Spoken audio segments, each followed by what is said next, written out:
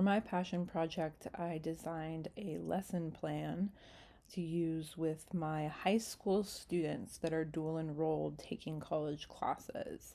I thought it was important to talk about ChatGPT at the high school level because the high schools in my area have kind of banned the use of ChatGPT.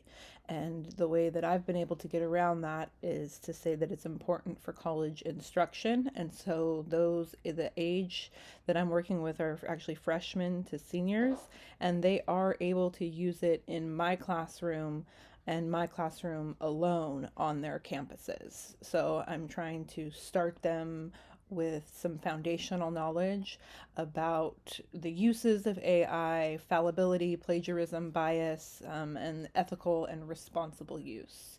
So that is how I designed my lesson. My lesson worksheet has students go through several activities that have to do with different aspects, the different aspects that I discussed.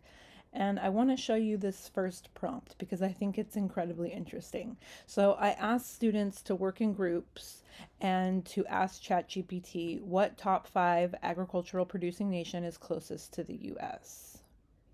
So I'm going to show you the answer that ChatGPT actually gives us for that prompt.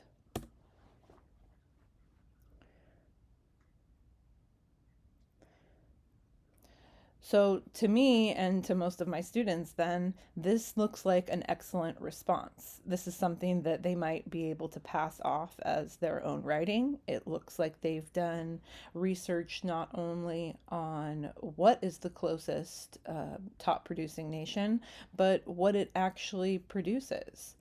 And so this is something that I think without any knowledge of AI tools or the fallibility of these tools is something that students might copy and paste and give me as an answer. But part of my assignment is to have them look a little further into this. If I were to go to Google and type in the same question, it actually tells me that China, India, United States, Brazil, and Russia are the top 5 agricultural producers.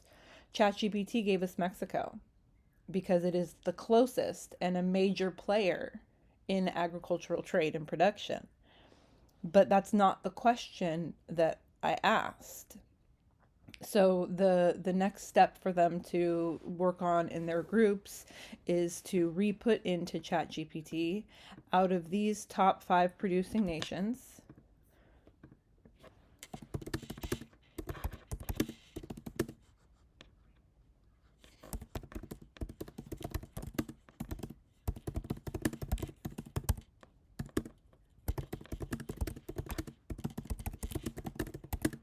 which is the closest to the US? I'm going to take United States off of there and hit enter.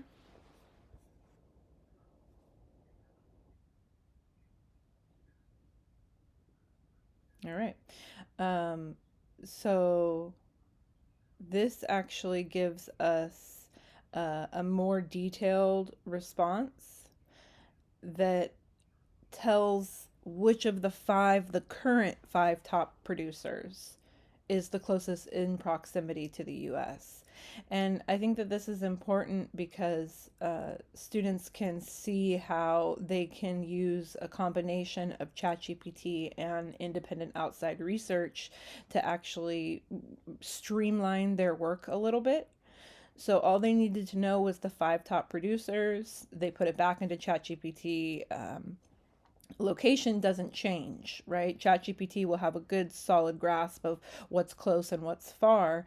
It also gave a good summary of what they're actually producing, but I again discuss a lot of this assignment is discussions with students because the reason why it was off here with Mexico and the reason why this is probably also off is because ChatGPT is only updated until 2001 for the free version.